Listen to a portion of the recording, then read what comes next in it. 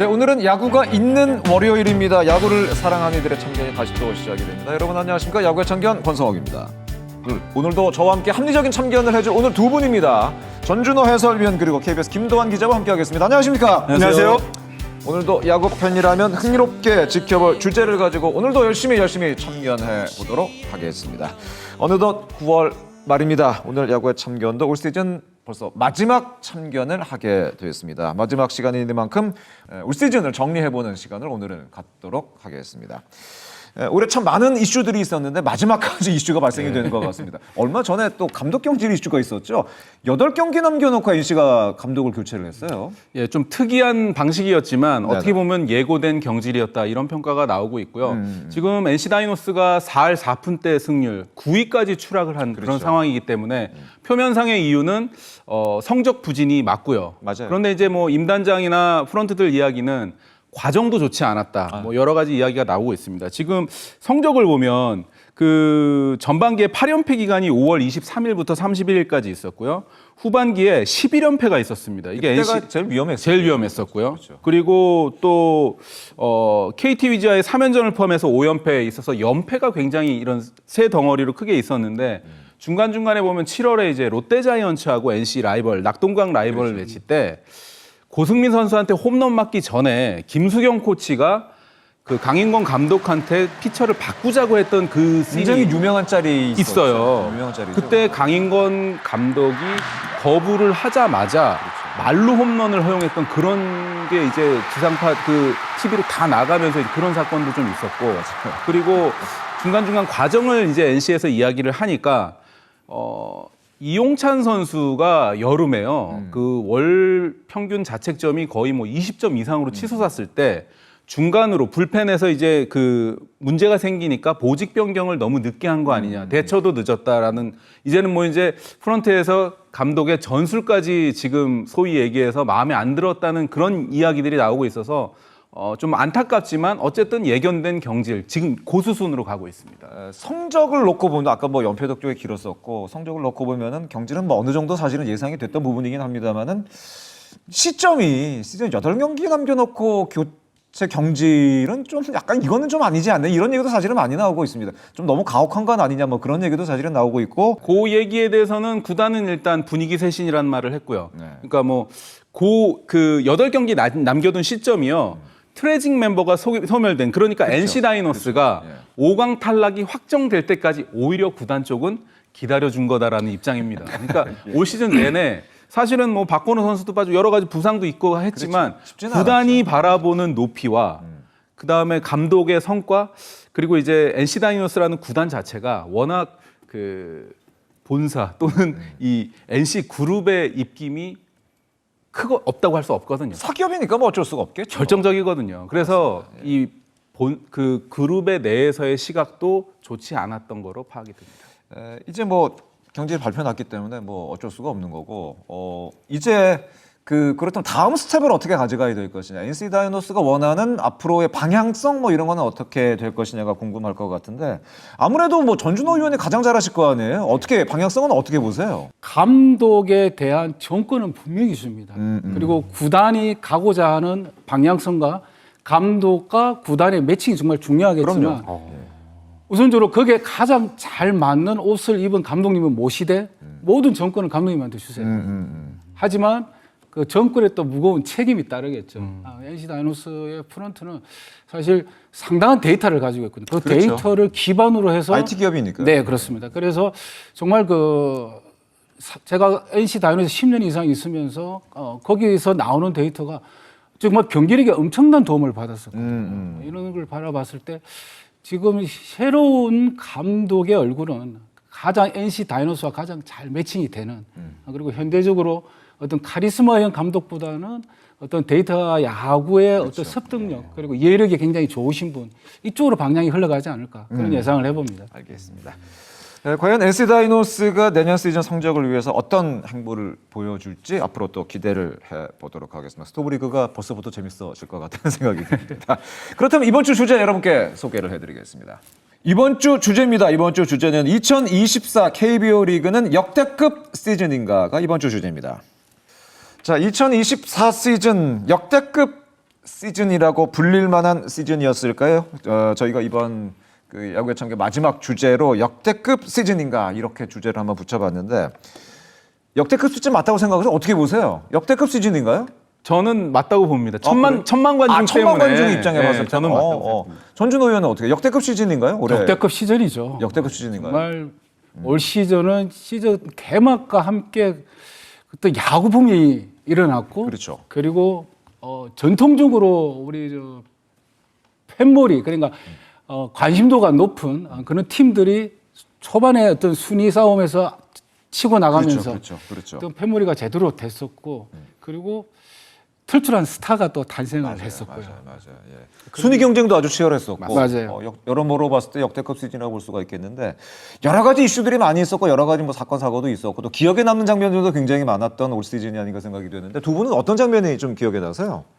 그래서 뭐 제가 생각할 때는 역시 올 시즌 개막 전부터 ABS 존, ABS, ABS 존을 시행을 했었고요. 그리고 뭐 베이스 사이즈 맞아요. 크기 확대하면서 그리고 수비 시프트 많은 변화가 제한, 있었죠. 맞습니다. 뭐 여러 가지 이런 부분들이 큰 이슈가 있었고 저는 그것도 무엇보다도 ABS 존이 가장 큰 이슈가 아닌가. 그리고 전 세계가 저희 이제 KBO 리그를 지켜볼 정도로 KBO 리그의 성공 여부를 지켜볼 정도로 어떤 그런 부분들이 가장 큰 이슈가 아닌가. 저는 그렇게 예상을 합니다. 김도환 기자는 어떤 장면 좀 기억나세요?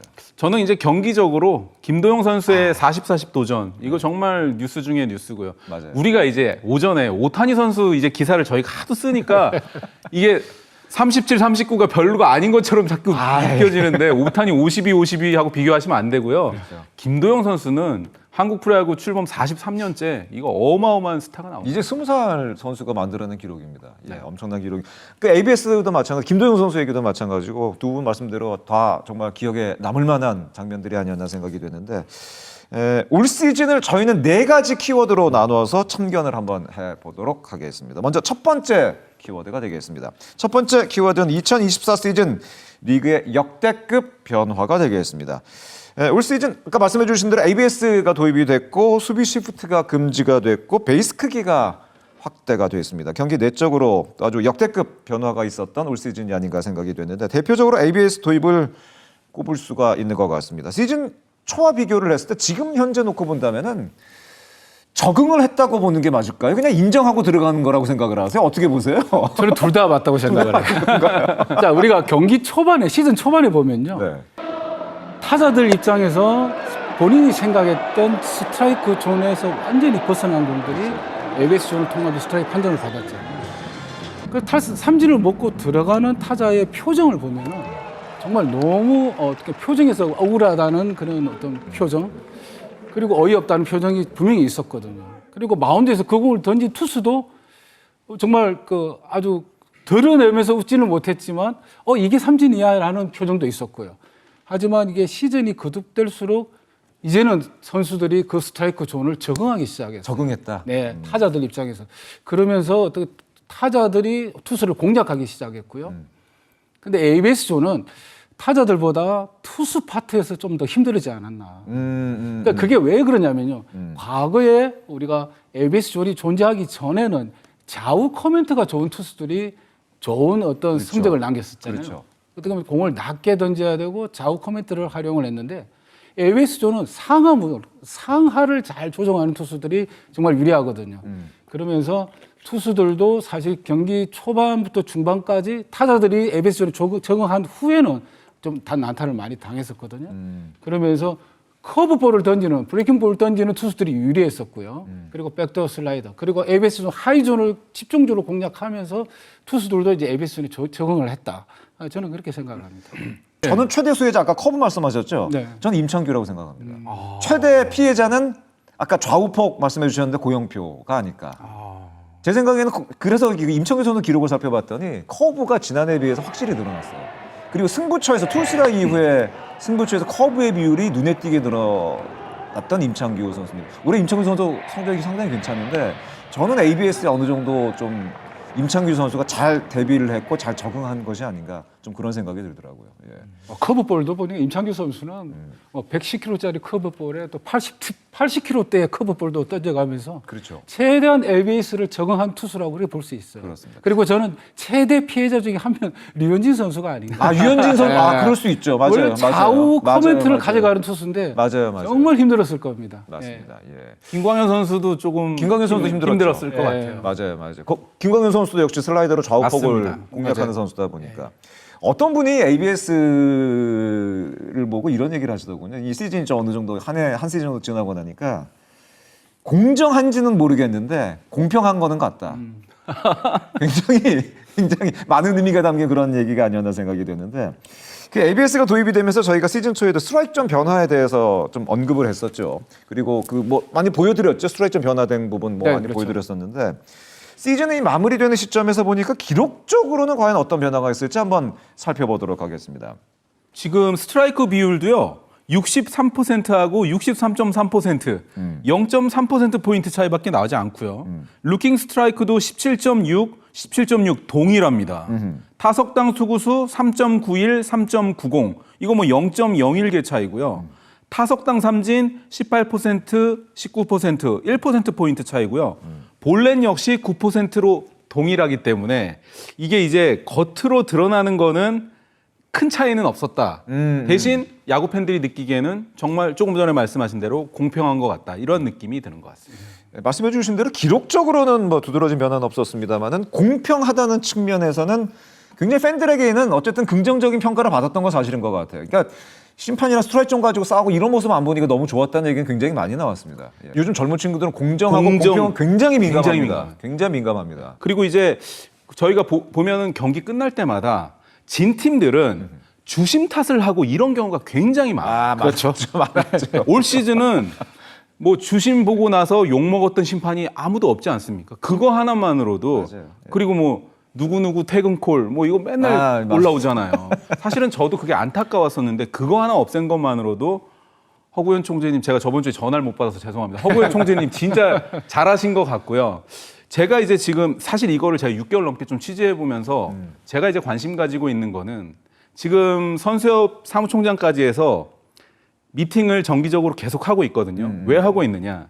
타자들이 하이존을 좀 낮춰달라는 요청을 지금 6개월 동안 계속해서 변할 것이냐, 변화를 주지 말 것이냐. 왜냐하면 사실 올 시즌 1,000만 관중이 들어왔고 관중이 이렇게 좋아하는데 그리고 우리가 앞서 살펴본 대로 비율도 비슷하단 말이에요. 근데 여기서 굳이 변화를 줘야 되느냐를 놓고 지금 아주 첨예하게 의견이 대립해 있습니다. 그러면은 그 타자들이 그 높은 공 스트라이크 존 잡아주는 것 때문에 타자들이 못 살겠다고 못 얘기를 살겠다고 했으면은 그러면 홈런이라든가 장타에 대한 어떤 그 비율이 좀 변화가 있어야 되는데 물론 변화가 있습니다. 변화가 있는데 오히려 타자들에게 긍정적인 변화로 나타났던 이건 어떻게 과연 해석을 타고 해야 투자 되는 아닙니까? 건지. 올 시즌. 올 시즌은 완벽한 타고 투자 완벽한 시즌이란 타고 말이죠. 타고 투자죠. 예. 근데 높은 존을 깎으면 안 되는 거 아닌가요? 그러니까 이게 약간은 좀 약간 역설적으로 좀 얘기가 되고 있는 게 아닌가 그런 생각이 좀 들었단 말이죠. 그러니까 작년 시즌하고 올 시즌하고 비교를 해보면 답이 나오거든요. 작년에는 전체 홈런이 924개를 때려냈는데요.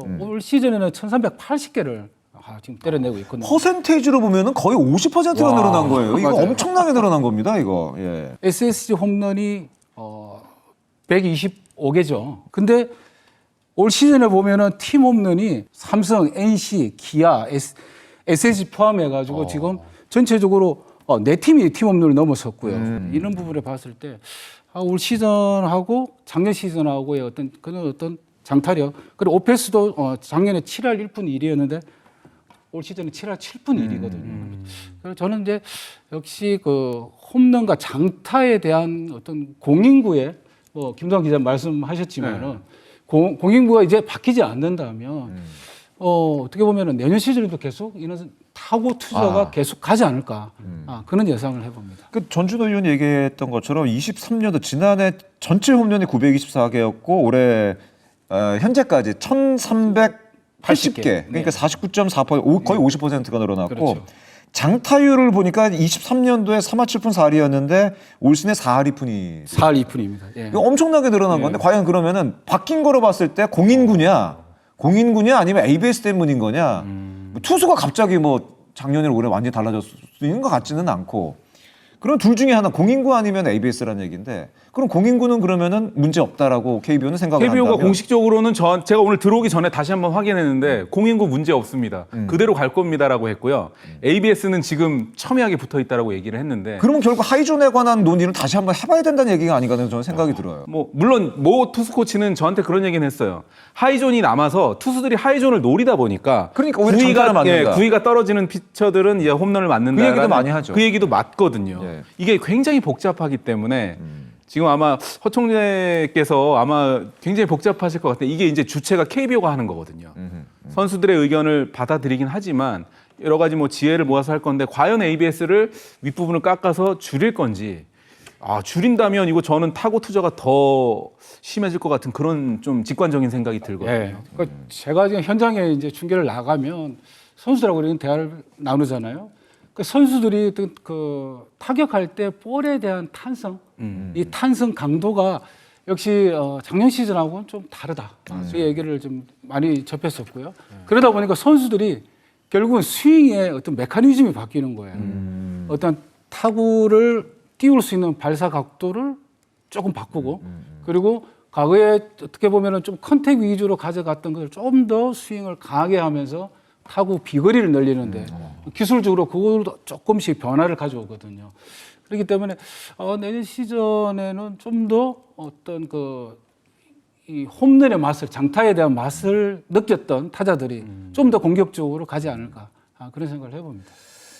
물론 그 타격에 대한 장타에 대한 매력이 분명히 있죠. 근데 그냥 지나치게 그 타고 투자가 심해지면 리그 자체의 수준이 좀 떨어질 수 있는 부분도 분명히 있기 때문에 사실 이거는 좀 고민할 부분이 분명히 있는 것 같아요. 지나치게 리그가 타격 위주로 가게. 멕시칸 리그가 그래서 인기가 없는 이유가 지나치게 그 타격이 3할 오픈 이상인 그러니까. 타자들이 엄청 많거든요. 그 타고 투자가 굉장히 심한 리그인데 우리나라도 만약 그렇게 된다면은 좀 리그가 수준이 그렇죠. 떨어져 보일 수도 있는 부분도 있기 때문에 이 부분은 아마 스토브 리그 기간 동안에 KBO에서 굉장히 고심을 많이 해야 될 것 같다는 생각이 듭니다. 맞습니다. 그 투수들도요.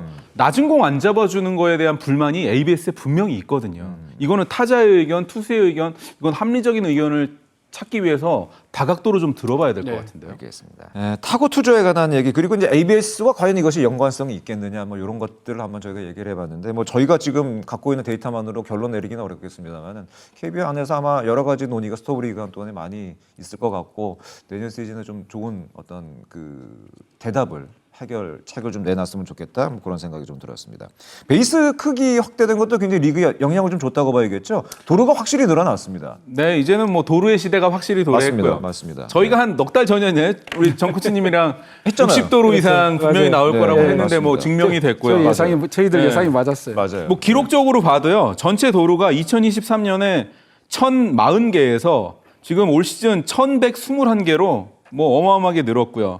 경기당 도루 시도가 1.00에서 1.09. 이건 뭐 0.09 차이지만 큰 차이입니다. 큰 차이죠. 평균이기 때문에요. 그리고 경기당 도루 성공도 0.72에서 0.81, 0.09 어마어마하게 늘었고요. 도루 성공률도 72%에서 3%포인트가 올라가지고 75%. 그리고 30도루 이상 성공 3명에서 무려 9명이 됐습니다. 야, 확실히 도루의 시대가 온 것 같긴 온 것 같습니다. 네, 일요일 날도 저는 경기 보면서 이 조수행 선수하고 박혜민 선수 이 아무래도 빠른 선수들이 뭐 그라운드 홈런도 나오고 했지만 이제 뭐 도루의 시대가 오니까 활기차 보이고 그렇죠. 예. 기본적으로 베이스 크기 확대 저는 이거 굉장히 공격 야구에 도움이 됐던 그런 부분인 것 같습니다. 최근 60도루가 박혜민 선수였으니까. 맞습니다. 그 박혜민 선수의 그 60도루를 15년도에 기록을 했죠. 거의 맞습니다. 15년 만에 아마 지금 조수행 선수가 깬 거로 알고 있는데.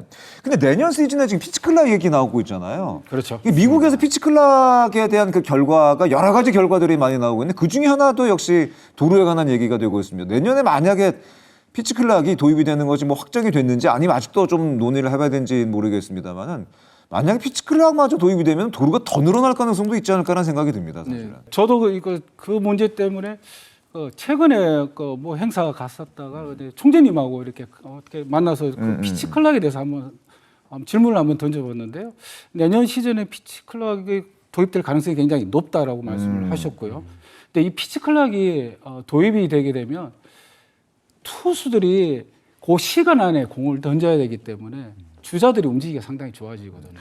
그리고 제한도 있잖아요. 횟수 제한이 있잖아요. 횟수 제한은 이제 어떻게 결정이 될지 모르겠지만 미국 MLB 같은 경우에는 픽업을 2개까지 견제구 2개까지는 괜찮지만 세 번째 못 차면 복구 처리되잖아요. 네. 이게 어떤 식으로 우리 KBO에 적용이 될지 모르겠지만 저는 견제 횟수도 횟수지만 가장 중요한 거는 그 시간 안에 공을 던져야 된다는 거. 주자 있을 경우 뭐 25초, 주자 없을 경우 20초인데 뭐 그게 이제 어떻게 정리가 될지는 모르겠지만 예를 들어서 25초라 그러면 25초 안에 셋업이 들어가고 그러면 공이 들어가야 투구로 연결이 돼야 되는데 그러면 주자를 묶기 위해서 투수들이 호흡을 길게 했다가 짧게 하다 홀딩하면서 좀 주자를 묶는 경우가 있거든요. 근데 이제는 호흡이 단순해집니다, 투수들이. 그렇게 되면 주자들은 좀 더 공격적으로 도루가 시도가 될 거고요. 조수행 선수뿐만 아니라 모든 리그에 있는 흐름이 빠른 선수들은 기동력 야구가 내년 시즌은 좀 더 활용하지 않을까 그런 생각이 듭니다. 피치 클락을 도입하는 가장 큰 이유 중에 하나가 경기 시간 단축이잖아요. 근데 이제 국내 리그의 그 어떤 수준이라든가 이런 것을 생각을 한다면은 뭐 우리 리그 수준이 낮다는 얘기가 아니라 투수층이나 뭐 이런 것을 생각을 하면은 피치 클락이 도입이 됐을 때 오히려 투수가 부담을 갖고 제구가 흔들리고 뭐 저 피치 클락 위반 콜이 계속 나오고 과연 이게 경기 시간을 단축시키는데 도움이 될까라는 생각이 들기도 합니다, 사실은. 예. 제가 KBO를 3번 정도 취재했을 때 3번 모두 대만식을 스터디하고 있었습니다. 대만식 피치 클락을 아마 도입하려고 지금 그 벤치마킹을 하고 있고요. 반대로 대만은 우리나라의 ABS를 지금 도입하려고 서로 이렇게 윈윈 전략으로 지금 아마 그 뭔가 좀 뭐 이렇게 해가지고 면밀하게 하고 있고요. 대만식 피치 클락이 지금 저는 몇 초로 할지는 결론은 모르겠어요. 아까 제가 정 코치님한테 물어봤는데 미국보다 짧게 할 건지 아니면 늘리게 할 건지는 모르겠지만 아마 내년에 피치 클락을 뭐 하는 게 거의 기정사실화 됐기 때문에 이거는 ABS 못지않게 혁명적인 변화가 될 것 같습니다. 그렇죠. MLB보다 CPBL이 5초가 길어졌잖아요. 그렇죠. 5초가 길어졌는데 20초? 25초잖아요. 근데 좀 여유를 둬야 될 것 같긴 해요. 그러니까요. 그래서 제가 총리님한테 못할 것 같아요. 총리님한테 그 말씀을 드렸어요. KBO 리그든 특수성이 있습니다. 그러니까요. 예를 들어서 무사 1, 2루 번트 상황에는 더가웃에서 수비 코치들이 시그널이 나가고 그다음에 포수가 그 시그널을 받아서 우리 팀 야수들한테 또 사인을 줘요. 그리고 이 사인이 끝나고 나면 공격 시부터 또 사인이 나가죠. 번트는. 근데 이런 부분이 사인 초과에도 20초예요. 와. 시그널 주고 받기만 해도 20초인데 그러면 무사 1, 2루 그리고 주자 1, 3루 그게 뭐 1, 4든 2, 4든 마찬가지입니다. 그러면은 마찬가지 더가웃에서 시그널이 나가거든요. 그러면 포수가 또 야수들한테 뭐 2루에 송구할 건지 3루에 송구할 건지 투수가 잡을 건지 거기에 대한 시그널이 나가요. 그러면 또 공격적에서 또 사인이 나가요. 3루 작전 코치가. 그것도 20초예요. 과연 이 문제를 어떻게 풀 것인가. 그래서 현장의 어떤 목소리를 총리님이 한번 좀 경청을 하셔서 분명한 어떤 방법을 선택을 했습니다. 굉장히 복잡한 문제네요. 저는 지금 이 얘기를 들어보니까. 그래서 KBO 리그는 이런 부분이 있어요. 그렇죠. 작전도 많이 나오고 하니까. 경기 시간 단축이 어쨌든 가장 중요한 키워드이기는 한데 리그의 특성이나 이런 것도 좀 생각할 필요도 있고 과연 피치 클락이 우리한테 어느 정도가 적당할지 이런 것도 좀 많이 좀 논의가 돼야 될 것 같습니다. 내년 시즌도 팬들을 즐겁게 할 변화가 많이 좀 기다리고 있기를 기대를 해보도록 하겠습니다. 그렇다면 다음 키워드에 대한 참견을 계속 이어나가도록 하겠습니다. 다음 키워드는 2024 시즌 트레이드 선수들의 활약이 되겠습니다. 올 시즌 오래간만에 트레이드된 선수들이 새로운 팀에서 활약하는 모습 꽤 많이 있었습니다. 굵직굵직한 트레이드가 올해 꽤 있었죠. 네, 뭐 대표적으로 롯데자이언츠에 지금 손호영 선수가 없었으면 어떻게 됐겠습니까? 팀 홈런 1위예요. 팀 홈런 1위예요 지금. LG에 이제 우광훈 선수가 가서 조금 이제 그 활약이 미비했던 그런 점이 좀 아쉽지만 롯데자이언츠는 지금 손호영 선수가 와서 간판 타자 지금 뭐 자이언츠의 심장으로 성장하지 않았습니까? 그만큼 트레이드는 활성화될수록 저는 좋다고 봅니다. 트레이드 선수들이 이제 공평하게 두 선수가 다 성적을 잘 내면 괜찮은데 이게 꼭 손익 계산을 따지게 된단 말이죠. 근데 이제 뭐 손호영 선수가 워낙 잘했으니까 근데 LG 측에서는 지금 이주영 빼앗긴 거, 손흥 빼앗긴 이게 굉장히 사실은 내부적으로도 굉장히 많이 아파하고 있습니다. 그렇죠. 왜냐하면은 LG도 최근에 이군 선수에 대한 약간 갈증이 약간씩 요즘에 있기 때문에 그만큼 손흥 선수가 좋은 활약을 하고 있다는 거죠. 김태형 감독은 그 손호영 선수의 트레이드에 대해서 주변에 얘기를 많이 경청을 했대요. 그러니까 손호영 선수를 계속해서 추천을 받아서 손호영 선수를 결정을 했는데, 근데 손호영 선수는 구도 부산, 그것도 롯데자이언츠, 경상도 이런 화끈한 야구에 가장 잘 어울리는 그런 선수라 볼 수 있고요. 이 선수가 보면은 득점권 타율이 3할 4푼 5입니다. 좋네요. 그리고 주자 만루 상황에서 올 시즌 4타수 4안타 4번 들어서 4번 다 안타를 때려냈어요. 4타수 4안타 9타점을 때려냈고요. 그리고 주자 1, 2루 상황에서 29타수 11안타 3할 7푼 거리. 기회 찬스에서 굉장히 좋았네요. 맞아요. 5개 홈런 20타점이거든요. 완전히 손호영 선수는 롯데 팬이라면 안 좋아할 수 없는 그런 어떤 크리치 능력을 보여주면서 화끈한 야구, 공격 야구에 가장 적합한 그런 선수라고 볼 수 있습니다. 손호영 선수가 아까 조금 전에 왜 그 득점권 타율 뭐 이런 거 얘기하셨잖아요. WPA가 얼마인 줄 아세요? WPA가 몰랐어요. 3.17이고 3.17이면은 규정 타석 채운 선수 중에 6위입니다. 와, 기대 승리 확률 그 부분이 3점이 넘는다는 거는 그러니까 6위입니다. 그건 뭐 리그를 대표하는 타자거든요. 그렇죠. 와, 손호영 선수보다 밑에 있는 선수가 최용호 선수, 최정 선수보다 높은 WPA를 갖고 있어요. 말씀해 주신 것처럼 찬스에서 굉장한 득점 생산력을 보여줬다는 얘기인 거죠. 예. 승리 기여도 또 굉장히 높았다는 거죠. 적극적이더라고요. 그러니까요. 예. 아. 그러니까 이렇게 따지면 롯데가 뭐 트레이드에서는 굉장한 이득을 얻었다 이렇게 볼 수가 있겠는데 어쨌든 손호영 선수 앞으로 활약도 기대가 되고 이런 트레이드 덕분에 손호영 선수가 사실은 또 롯데에서 좋은 기회를 잡은 것이 아닌가 생각이 됩니다. 예. 또 한 명의 내년을 기대하게 하는 선수 트레이드가 있었죠. 바로 이제 굉장히 그 지명권 트레이드의 아주 대표적인 사례로 지금 선수 기록되는 선수인데 바로 김유집 선수가 되겠습니다. 임선환 단장의 얘기가 가장 인상 깊었어요. 트레이드 드래프트장에서 우리의 올 시즌 1번 지명 선수는 김유집 선수라고 생각하는 그 얘기가 굉장히 재밌는 얘기였어요, 사실은. 그렇죠. 예. 지명권은 키움이 다 가져갔잖아요. 네, NC의 1라운드 지명권하고 이제 키움의 김희집 선수 이게 이제 사실 미국식 트레이드인데요. 맞아요. 예. NC가 지금 뭐 전형적으로 메이저리그식으로 팀을 운영을 하고 있고요. 김희집 선수 같은 경우에는 저희 당시에는 취재진들이 김주원 선수도 있고 서우철 선수도 있고 내야에 뭐 이렇게 많이 수집하십니까? 이렇게 사실 현장에서 맞아요. 물어봤지만 그래도 김희집처럼 걸출한 선수는 뭐 어디 가서나 뭐 역시 정말 걸출한 활약을 한다. 이걸 또 증명을 했고요. 김희집 선수 기록을 한번 보시면 네네네. 트레이드 전에는 타율이 2할 3푼밖에 안 됐는데요. NC에서 2할 8푼 4리, 많이 그러니까 올라갔네요. 5푼 4리 정도 어마어마하게 올랐고요. 안타도 40개를 때렸다가 83개로 올랐고 홈런이 야, 5개에서 11개, 그러니까 2배 이상이 증가를 했고요. 또 타점 같은 경우에도 25개에서 47타점, 그리고 OPS가 NC 유니폼을 입고 0.806. 그러니까 이제 0.8대라면 지금 뭐 강타자의 반열에 올라선 건데요.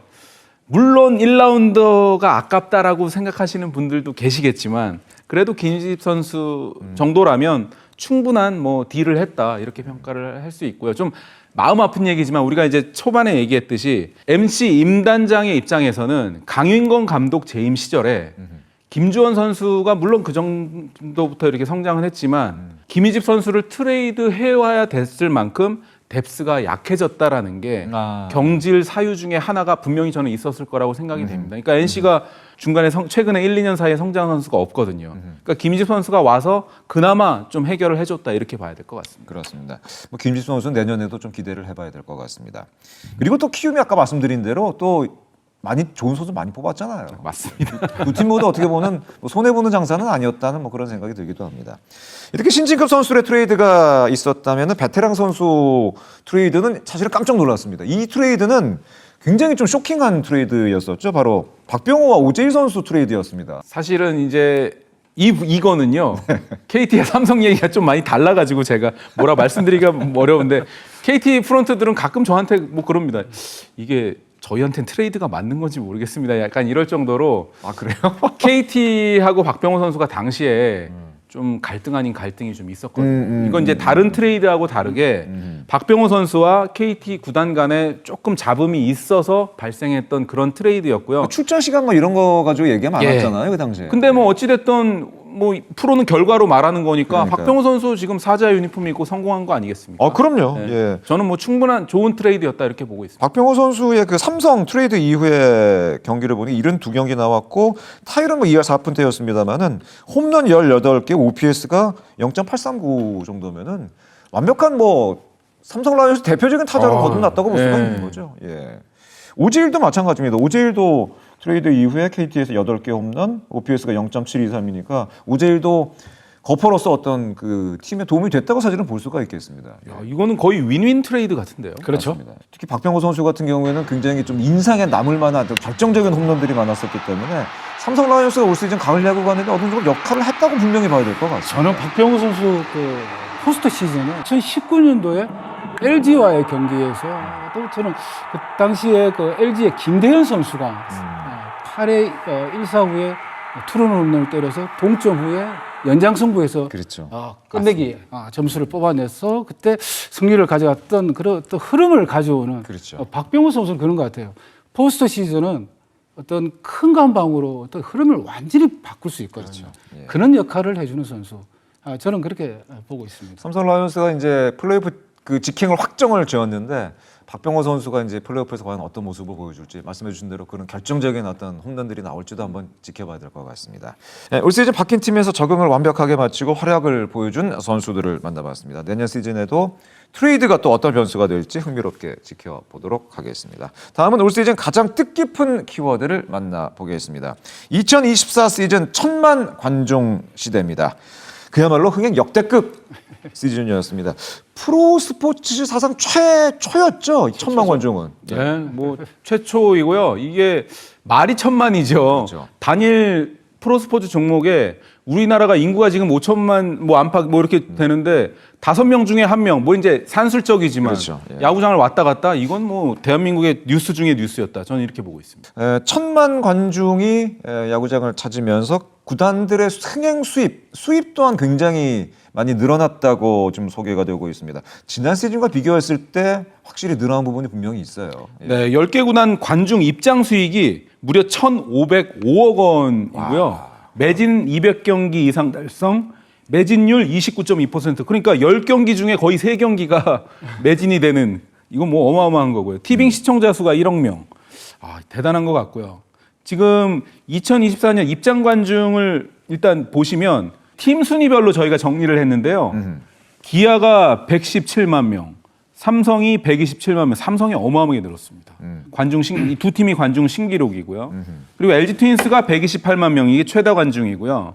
두산 베어스 123만 명, KT 75만, 그리고 이제 SSG, 롯데, 한화, NC, 키움 요 순서로 돼 있는데 제일 오른쪽에 보시면 관중 신기록이 하나, 둘, 셋, 넷, 다섯, 6팀이 지금 구단 자체 관중 신기록이고 더 중요한 거는요. 아직 일주일이 남았어요. 그러니까요. 이게 지금 어디까지 업데이트가 돼야 될지 그리고 전부 지금 보면 그 입장 수익도 100억 원대 이상이고 KT만 98억 원인데 KT도 아마 일주일을 더 치르게 되면 그렇죠. 이게 아마 모든 팀이 지금 흑자로 돌아서는 거 아니냐 이런 이야기까지 나올 정도로 한국 야구가 벌써 이렇게 자생력을 갖춘 그런 시기까지 왔습니다. 평일 만원 관중 보기가 사실은 쉽지가 않은데 올 시즌은 평일 만원 관중 꽤 많았고 시즌 후반에도 평일 만원 관중 굉장히 많이 나왔던 올 시즌이 아니었나 생각이 됩니다. 뭐 다양한 원인이 있겠죠. 다양한 원인이 있을 거라 생각이 됩니다만 어떻게 보세요? 야구장을 많이 찾아오신 이유. 쇼츠라고 하는 숏폼 콘텐츠의 유통이 젊은 층 2030한테 굉장히 크게 어필을 했던 게요. 저희도 지금 사실 야참에 자료화면 나갈 때 제가 얼마 전 거 보니까 아직도 뭐 블러를 처리하고 뭐 이러고 있었잖아요. 예. 그럴 정도로 지금 유튜브 시대가 왔기 때문에 유튜브 숏폼 콘텐츠는 진작에 좀 이렇게 저희가 얻어가지고 활용을 했었으면 젊은 층의 뭐라고 할까요? 팬층 확산에 큰 도움이 됐을 거라고 생각이 되는데 올 시즌 그게 이제 일단은 가장 먼저 됐고요. 40초 허용이 됐죠. 40초. 예, 40초 허용이 됐고 지금 이제 유튜브로 경기가 끝나면 뭐 이렇게 하이라이트 올라오면 10만 조회수가 금방 넘어요. 맞습니다. 어마어마한 이 유튜브 시대에 지금 적절하게 쇼폼 콘텐츠가 활성화가 된 것 같고 그리고 저는 그 가성비라는 말을 좋아하진 않는데 가성비 측면에서 제가 인터뷰 관중들 몇 명 해보니까 콘서트장 뭐 또 좀 비싸죠. 뮤지컬 뮤지컬 비싸죠. 가는 것보다 야구장에서 뭐 한 2만 원 정도의 뭐 이렇게 치맥에 이렇게 해가지고 그렇죠. 2, 3만 원 내에서 그리고 한 3, 4시간을 소위 얘기하는 이제 놀이터식으로 놀고 갈 수 있잖아요. 이 가성비도 저는 한몫을 했고 뭐 이제 아까 이제 또 얘기했지만 ABS 이거 신의 한 수였다 저는 이렇게 봅니다. 그렇게 생각합니다. 약간 다른 얘기긴 합니다. 저희 얘기를 좀 해보면은 그 올해 그 야구의 참견 유튜브가 따로 독립을 했잖아요. 굉장히 많이 늘어났습니다. 사실은 저희가 이게 좀 약간 쑥스럽기는 한데 맞습니다. 조회수도 저희가 이제 1시간짜리 풀 버전 올리다 보니까 조회수가 좀 한계가 있지 않을까라는 사실 고민이 있었는데 10만 기본적으로 깔고 요즘에 들어가고 있고 가입해주신 분들도 지금 생각보다 굉장히 많이 늘어나가지고 이 자리를 빌어서 시청자 여러분께 야구 팬들께 좀 감사하다는 말씀을 좀 드려야 될 것 같습니다. 더 열심히 좀 내년부터는 해야 될 것 같습니다. 그 시청률도 올 시즌은 굉장히 역대급 시청률을 기록을 했다는 거 기사로도 사진은 굉장히 많이 맞습니다. 나왔었죠. 예, 기아가 특히 전년 대비 50% 이상 시청률이 높아지기도 했는데 대표적으로 시청률이 많이 올라간 팀들이 기아, 삼성, 한화 이런 팀들이 시청률이 굉장히 많이 올라갔습니다. 지금 저희 표를 하나 좀 시청률 표를 하나 보여드리고 있는데 이 기준은 동시 생중계를 제외했고 2024 시즌 9월 19일까지 구단별 시청률이 되겠습니다. 전국 가구 그리고 수도권 남녀 2호 4구 이걸 흔히 이제 마케팅 타겟이라고 얘기를 많이 하는데 수도권 남녀 2호 4구에서 어떤 변화를 갖는가 저희가 한번 조사를 해봤는데 기아가 전국 가구도 50% 이상 전년 대비 상승을 했고 남녀 2호 4구 마케팅 타겟에서도 53.6%의 놀라운 성장을 보여줬습니다. 시청률 상승을 대표적으로 이끌었던 팀은 바로 기아였었고 그 다음이 바로 저 한화가 되겠는데요.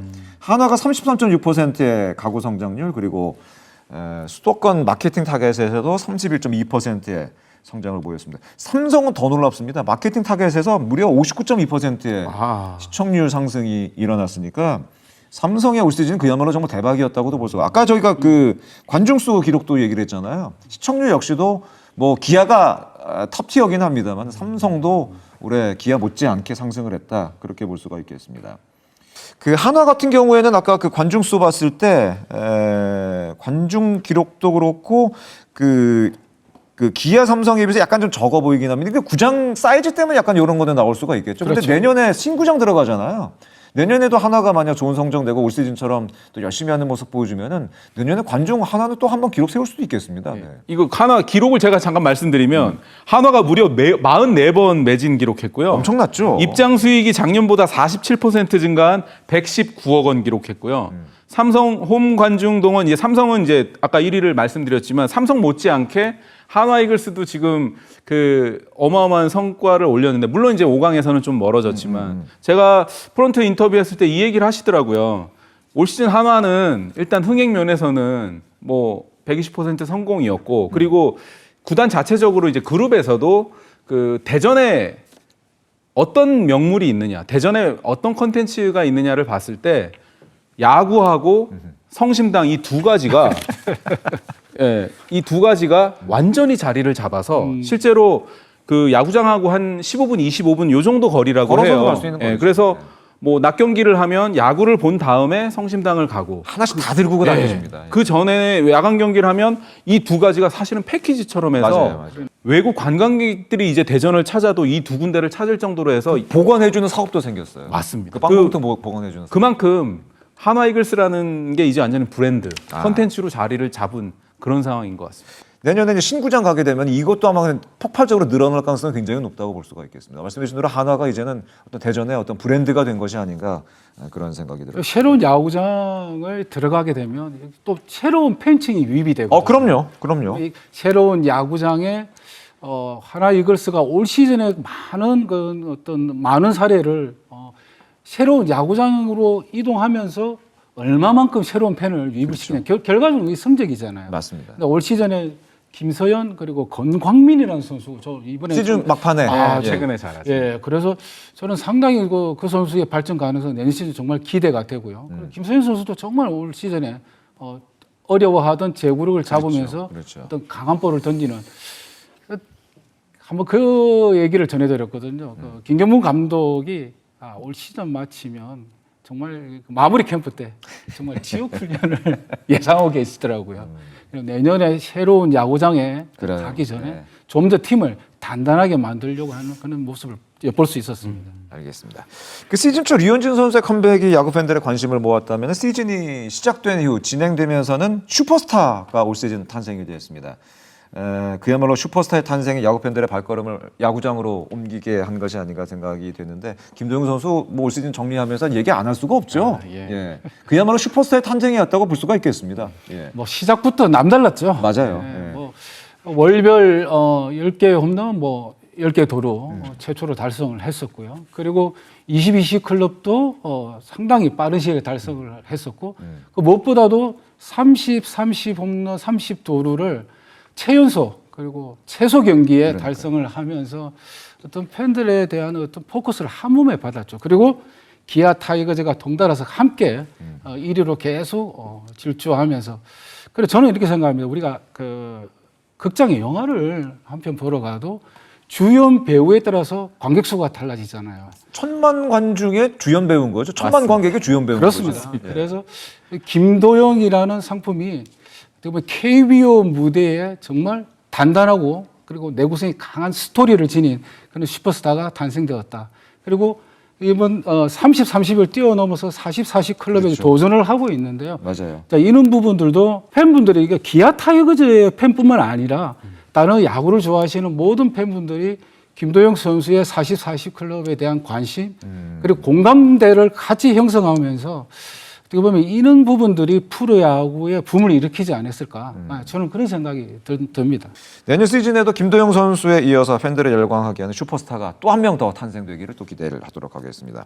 올 시즌 KBO의 역대급 흥행에는 바로 이 팀의 선전이 있었습니다. 김도영 선수 얘기에 바로 이어가는 팀 얘기가 되겠습니다. 다음 키워드에서 이 팀에 대한 참견을 이어가도록 하겠습니다.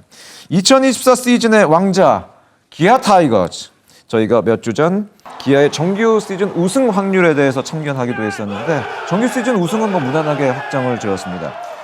정말 위기가 많았죠.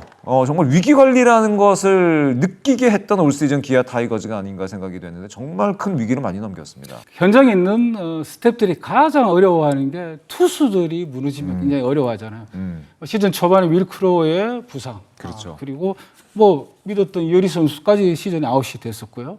그리고 윤영철 선수도 피로 척추 골절로 시즌에 7월 이후에 어떻게 보면 시즌 뭐 합류를 하지는 못했었고, 그리고 마무리 정혜영 선수까지 맞아요. 부상으로 빠져나갔어요. 뭐 야수들 부상은 그 다음 문제고요. 근데 투수들이 정상적인 로테이션이 운영이 되지 않는 상황에서 기아가 이렇게 1위를 페넌트레이스 1위를 할 수 있었던 거는 이 어떻게 보면은 기아가 그 2위 팀과의 경기에서 정말 좀 더 높은 집중력, 위기 때 어떻게 한 마음으로 뭉치면서 그 위기 때 2위 팀과의 경기에서 압도적인 승률을 보이면서 맞습니다. 이런 부분들이 기아가 올 시즌 정말 좋은 성적을 마무리 짓는 게 아닌가 그런 생각을 해볼 수 있을 것 같아요.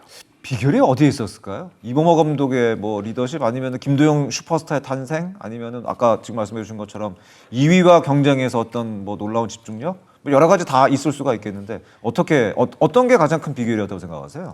뭐 빼놓을 수 없는 게 이제 김도영 선수 얘기는 저희가 워낙 많이 했으니까 김도영 선수 뭐 빼놓을 수 없고요. 근데 이제 김도영 선수의 이 감독이 좀 가려 있다 좀 말이 좀 그렇지만 어쨌든 저는 80년대생 감독이라고 이제 기자들이 사실 쓰는 거거든요. 80년대생을 뭐라 그런다고 하는 게 아니라 그만큼 젊다라는 거, 그리고 이범호 감독이 그런 80년대생으로 젊은 나이에 올라왔지만 사실은 지난해 기아가 불미스러운 일 때문에 어수선한 상태에서 맡았죠. 팀을. 특히 그게요. 네. 비행기의 양 날개라고 제가 하는데 감독과 단장이 그러니까요. 그 동시에 그런 거는 아마 야구사에 거의 최초일 건데 그런 팀을 수습을 이렇게 잘 해나가고 그리고 조금 전에 우리 코치님께서 말씀하셨지만 선발진이 다 붕괴됐잖아요. 다 붕괴됐죠. 맞아요. 그 상황에서 적재적소에 그 리더십을 발휘한 점, 그리고 중간중간에 저는 양현종 선수하고의 그 양현종 선수가 공 이렇게 숨겼던 그런 사건인데 맞아요. 백허그 한 유명한 짤이죠. 그런 장면도 있고, 김도영 선수 이야기가 나오니까 김도영 선수가 2, 3루 런다운인데 갑자기 1루에 공을 던졌던 좀 맞아요. 돌출 그 플레이를 한 적도 있어요. 그때는 보니까 따끔하게 혼낼 땐 혼내고 선수를 믿어주거나 백허그에서 포용할 땐 포용하는, 저는 80년대생 이범호 감독이 80대 할아버지 같은 능력도 갖춘 게 아닌가. 소위 얘기하는 그 우리가 이제 형님 리더십이라고만 자꾸 하지만 형님 리더십뿐만 아니라 포용하는 면, 그렇죠. 그리고 선수를 믿어주는 믿음의 리더십. 저는 이범호 감독이 이거는 충분히 집중 조명을 받아야 되는데 아직 김도영 선수에 가려서 좀 덜 조명받고 있어서 언론관도 되게 그렇죠. 좋으시거든요. 그러니까 저는 이범호 감독의 능력 빼놓을 수 없다고 저는 봅니다. 역대급이죠. 뭐 스프링 캠프 가서 감독이 선임이 된 거는 그러니까요. 그럼요. 역대급이었고, 저는 이범호 감독에 관련된 우리가 이제 아웃사이드에서 감독을 바라봤을 때 감독에 대한 평가, 뭐 이것도 상당히 중요하겠지만 저는 이제 현장에서 중계를 나가게 되면 선수들한테 이범호 감독에 관련된 리더십에 대해서 한 번씩 질문을 하거든요. 그래서 기아 선수들하고 얘기를 나눠보니까 타격 코치 시절부터 선수들하고의 어떤 소통, 케미 이건 정말 뭐 타고나다. 그리고 일단 뭐 어떤 게 탁월해 뭐 선수한테 도움을 주냐고 물어보니까 선수 마음을 너무 이해를 잘하신다는 거예요. 그리고 선수가 정말 고민하고 있을 때 먼저 그 고민을 들어주고 그리고 선수가 어떤 어려움이 있고 어떻게 슬럼프에 빠져 있을 때 절대 서둘지 않는데요. 그래서 선수가 마음이 열렸을 때 그때 이범호 감독이 자연스럽게 다가가고 맞습니다. 그리고 감독이 되고 나서도 사실 코치가 감독으로 이제 선임이 되고 나면은 선수하고 감독하고 그 중앙에 보이지 않는 아주 예민한 벽 같은 게 생기거든요. 있죠. 예. 그래서 참 선수들이 어떻게 다가서기가 좀 힘들어하는데 이범호 감독 먼저 간대요 선수들한테. 그것도 어린 선수한테. 신진급 선수들한테 먼저 가서 고민 얘기 들어주고 그리고 개인적으로 또 뭐 부른대요 방으로 불러서 팀에 대한 어떤 얘기도 같이 나누고 그리고 베테랑 선수들도 이건 대화를 나누는. 그래서 저는 뭐 이범호 감독은 초보 감독이 아니라 아주 뭐 산전수전 다 겪은 준비된 감독이다. 저는 그런 생각이 듭니다. 그야말로 지도자 수업을 준비를 아주 잘 해왔던 네. 감독이 아닌가 생각이 들고 그 짤 굉장히 유명하잖아요. 왜 그 배팅볼 던져주면서 손 아픈 건 아픈 게 아니야. 일할 치는 게 아픈 거지. 그거 굉장히 유명한 짤이잖아요. 네, 예. 맞아요. 그게 어떻게 보면 이범호 감독의 어떤 인성이라든가 네. 그 지도관 이런 것이 그 짤 하나에 완벽하게 담겨 있었던 게 아닌가 하는 생각이 들었고 그런 식으로 그렇게 접근해주는 지도자니까 선수들이 얼마나 좋았겠어요. 예. 그런 것들이 결국 성적으로까지 나오는 것이 아닌가 생각이 되는데 기아가 올 시즌 참 많은 기록도 남겼습니다. 뭐 개인적인 기록도 많이 남겼다고 볼 수가 있겠는데 아까 저 뭐 김도영 선수 저희도 얘기를 했습니다만 양현종 선수도 지금 남은 기간 동안에 또 기록이 좀 남아 있기도 하죠. 그 역시 좋은 성적과 선수들의 어떤 기록 이런 것들이 맞물려서 올해 기아가 현재까지 좋은 성적을 내지 않을까 생각이 되는데 정규 시리즈 우승은 확정을 지었습니다. 이제 한국 시리즈 직행을 했는데 그 한국 시리즈 가게 되면은 과연 누구와 그 파트너가 될 가능성이 높고 결과는 어떻게 된다고 생각하세요? 저 파트너는 누가 될 것 같아요. 저는 뭐 사실 그거는 좀 예상이 정말 어려운 것 같고요. 기아 타이거즈는 역시 전통적으로 단기전에 강한 팀이잖아요.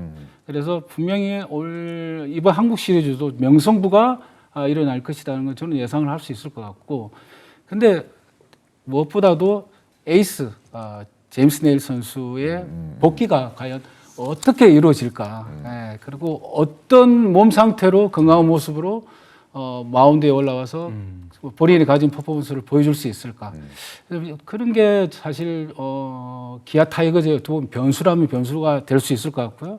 그리고 단기전에서 1, 2차전 중에서 기아가 1승을 가져온다 그러면 좀 더 기아 쪽으로 유리하게 한국 시리즈를 이끌고 갈 수 있지 않을까? 그런 생각을 해볼 수 있을 것 같아요. 내일 선수가 얼마 전에 불펜 피칭 가지고 왔었잖아요. 내일이 아마 지금 상황으로는 저희 취재진한테 들어온 정보로는 정상 등판을 하는 거로 저는 알고 있고요. 지난 두산전에서 불펜 피칭을 가져갔었고 그 당시 불펜 피칭하는 걸 박용택 위원이랑 같이 봤었는데 박용택 위원의 얘기는 지금 나가도 던져도 될 것 같다고. 예, 굉장히 좀 좋은 몸, 굉장히 좀 빠르게 회복이 된 겁니다. 큰 부상에 비해서는. 내일 선수도 코치님 말씀하신 대로 이제 정상 복귀가 지금 가시권에 와 있기 때문에 기아 타이거즈가 그리고 이제 정규 시즌이 이제 5일 뒤에 끝나면 거의 한 달 가까운 휴식기가 이게 그렇죠. 이제 달콤한 휴식이고 네. 이 피처들은 사실은 가을 야구는 RPM이 모든 걸 얘기해 주는데요. 쉬면 쉴수록 RPM이 많아지기 때문에 기아 타이거즈가 뭐 70% 이상 아마 통합 우승에 가까워지지 않을까 그런 전망을 좀 해봅니다. 알겠습니다. 과연 기아 타이거즈가 가을에도 새로운 또 전설을 쓸 수 있을지 야참도 흥미롭게 지켜보도록 하겠습니다. 이렇게 해서 기아 타이거즈 얘기까지 총 4개의 키워드를 통해서 올 시즌을 간략하게 정리를 해봤습니다. 2024 시즌과 관련해서 의견이 있으시다면 야참 너튜브 댓글을 통해서 많이 남겨주시면 감사하겠습니다. 아까도 말씀을 드렸습니다만은 야구의 천견도 너튜브 독립을 하면서 많은 분들이 사랑을 해주셨습니다. 많은 분들이 가입을 해주셨고 좋아요, 댓글 많이 남겨주셨습니다. 앞으로도 여러분의 의견 많이 부탁을 드리겠습니다. 오늘 합리적인 참견을 해준 두 분과 함께한 시간이었습니다. 전준호 해설위원 그리고 KBS 김도한 기자와 함께한 시간이었습니다. 올 시즌 KBO 리그는 팬 여러분의 역대급 사랑을 받았습니다. 여러분의 관심과 사랑에 보답하는 KBO 리그가 되기를 기대해 보도록 하겠습니다. 야구의 참견 역시 야구팬 여러분의 관심에 더없이 감사한 올 시즌이 아니었나 생각이 됩니다. 올 시즌도 함께 시청해 주신 그리고 함께 참견해 주신 시청자 여러분께 감사드리겠습니다. 2025 시즌에도 여러분의 참견 기다리고 있겠습니다. 야구의 참견은 야구팬이라면 꼭 참견하고 싶은 주제를 가지고 내년에 다시 돌아오도록 하겠습니다. 함께해 주신 여러분 고맙습니다. 안녕히 계십시오.